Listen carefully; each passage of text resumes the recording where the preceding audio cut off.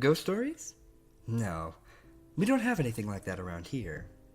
Well, we do have the story of Jacob, but that's about as close as you'll get. So you really want to know? Well, I'm not supposed to tell you, but alright. Just no interrupting.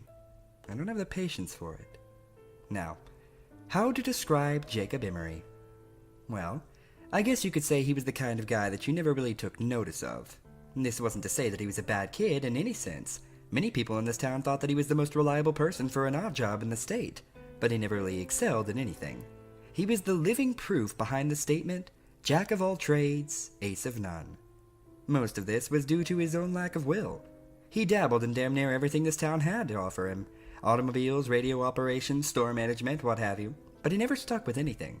His friends and workers went after him about it a number of times, but everybody got the same unsatisfying response of, it just wasn't enough. Needless to say, any friends he kept were either very patient or never spoke of the matter altogether. It was probably inevitable then that Jacob would leave to go abroad. Now I don't remember where he went, but I think Gertrude down the street knew before she passed on. You'll have to scout someone else out if you get curious. In any case, no one ever tried to stop him. Everybody thought that a little travel would stamp the ambition out of him, or else feed it until it was no longer an issue. Hell, we even gave him a sending off party, which I thought was pretty nice of everybody. So anyway, he was gone for 6, 7 years? Can't remember. You'll have to check with someone else about that too. Anyways, he came back eventually, and he had changed, obviously enough. He was amiable, energetic, all smiles all the time, and we all quickly learned why. He showed us a souvenir that he'd brought back. A solid black stick, the length of a pencil with the texture of chalk. We all wondered why on earth such a simple thing would prompt such a spring in his step, until he gave a demonstration. He took a piece of paper, and with this stick, God, there's gotta be a better word for it. Well, with this stick, he drew a crude circle. And it dropped, and rested on the border of the paper, like a stone. It didn't leave the paper, but it acted out on it, sort of like an old movie projector on a screen. Now, I know how crazy this sounds, and if you feel like playing skeptic, then you can just leave an old man to his craziness, but I know what I saw, even if everyone's been hushing it up. That stone that Jacob Emory drew dropped. Jake even passed around the paper, and as it was being passed, it rolled around as the paper got tilted. None of us had any words for it. Hell, what was there to say? But he continued drawing demonstration after demonstration for us. Stick figures in various pageants and plays, doing everything from fighting each other to making perfect human pyramids. And we all thought it was incredible. And that was all the go-ahead he needed. He announced that he planned to put on shows to pay for rent and food, where he would draw anything that the crowd members wanted. Now that we talked to some length about, and he eventually convinced us that it would be safe, his drawings ethical, and the practice lucrative and unique, and the attention would not go anywhere outside of the town's borders. And poor Jacob. I mean, if I'd not been so swept up in the moment, I might have read the signs right then and there, and saved the sorry son of a bitch by snapping the terrible thing in half. But I was younger, we all were, and we saw no problem with encouraging him with what we all saw as an incredible experience to be shared with everyone else. Now, he didn't have any big radio or television connections, mind you, and the internet wouldn't come around for another decade, so he did what all other people on a shoestring budget do. He advertised his show with flyers.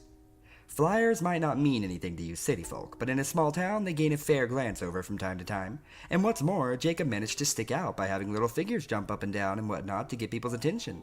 His first show must have gotten nearly 60 or so people, probably a lot more than that, and his shows were fantastic. Someone would shout out a scene from a play or a comedy sketch, and Jake's hand would fly over a white wall like a bird. He'd been holding back when he made that stone, that's for damn sure. His illustrations were all spot on, and he could make an incredible human figure in minutes. Come to think of it, I don't remember any of his scenes lasting more than 10 minutes to make. They were all really well done scenes too. Not only could you see a knight charge a castle, but Jake would draw the castle's interior as well, like a wedding cake split down the middle, and you could see the knight scale the walls, fight his way through levels to the dungeon, and fight back out with the princess and make a leaping jump off the castle parapets onto his getaway horse, all in complete silence. Not realistic, no, but that was part of the appeal. None of us went in there expecting something real. When a scene or a sketch was finished, either the characters would leave off the wall or he'd cover the wall with white paint. This was good in a way. It gave these shows a time limit, so that when he'd finished with all of the 4 walls in the room, everyone knew that the show was over until the paint dried. Jake, meanwhile, was changing. In a bad way. I'd mentioned that upon his return, he'd been extremely energetic. Well, that energy, that vitality or fervor or whatever you want to call it, it never left him. Not for an instant. Far from it. It seemed to grow in him, and he enjoyed it all too much. His eyes grew wider. He slept gradually less over time, his statements and opinions more radical and frenzied, and though he never was a pushover, he was starting to make people nervous in his company. A month or 2 passed, and Jake's audience grew like a wildfire. Nearly everyone in the town paid to see Jake's art in action, and he had to rent out larger and larger places for them to sit.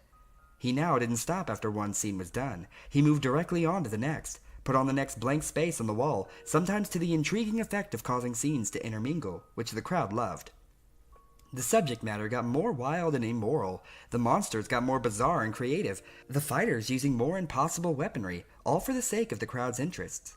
Jake got steadily more indulgent, which we figured was from the money, and he became a drinker and a womanizer, neither of which got rid of that vitality, by the way. Some of those women claimed that they had woken up in the middle of the night to see him scribbling with that stick on a drawing pad, a gigantic grin on his face, and while most of them said that they had assumed he was drawing them in the nude, there's rumors that 1 or 2 of them got glances at the notepad, and those anonymous few supposedly said that those drawings absolutely were not nude pictures, but neither of them, whoever they are, will say what he was drawing.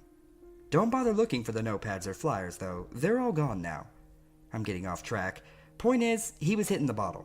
And that's important, because it was that drinking that would eventually ruin everything for him. On the night of one of his performances, as he walked in front of a cheering crowd, it was immediately apparent to everybody that he was completely drunk. I was in the front row, and I could smell the bourbon on him from 10 feet away. The show started. He went through a bunch of sketches and scenarios that the crowd recommended, when at the end, someone asked that he draw himself. Everyone cheered the idea. I guess they'd been wondering what his creations thought of him, and he eventually obliged. No sooner had Jake finished connecting the final 2 lines on his coat than every single character across the vast expansive wall all stopped and looked directly at the illustration. Lovers stopped kissing, clowns stopped laughing, robots stopped fighting pirates. Everything stopped and looked at the Jacob illustration. The crowd died almost instantly. I remember Jake's face at that moment, pale white, full of terrible comprehension at his mistake, and looking desperately for the cans of white paint that he'd forgotten to put out before the show. Well, everyone else? Well, they were looking at the fake Jacob. That Jacob reached into his jacket pocket and pulled out a black stick of his own. And as we all watched, drew a door. He pushed on his side and the door swung open, allowing him to walk through onto the floor of the auditorium. The rest was an absolute hellish pandemonium. People screamed and ran for the exits as Jacob's characters, both those currently on the wall and those which had previously left before being covered up, ran out of their own exit, throwing pies, shooting lasers, blowing fire and poison, and the impossible. I was near enough to the exit to escape and gave only one backwards glance, and the scene will forever haunt me. Jacob Emory was being dragged by his creations, kicking and screaming through the door that his copy had made. The auditorium burned down, obviously enough, but I have no idea how many characters escaped, what happened to the fake Emory, or how many people died. The fire brought the fire department from the nearest cities up to over 100 miles away, and they in turn brought the police force, which brought the government, which hushed everything up. They took the flyers and any art that Jake had made and swore everyone to secrecy or else life detainment. The fire was blamed on a cigarette in the garbage during a basketball game, and we all eventually went on with our lives. Jacob was made to have never existed. In retrospect, I realize everything. Jacob hadn't been creating illustrations. Illustrations don't move, much less act or attack. They're just images that people see, shadows made to look like real things. Jacob had been making life, actual thinking things in some alternate dimension using a power that was never meant to fall into mortal hands.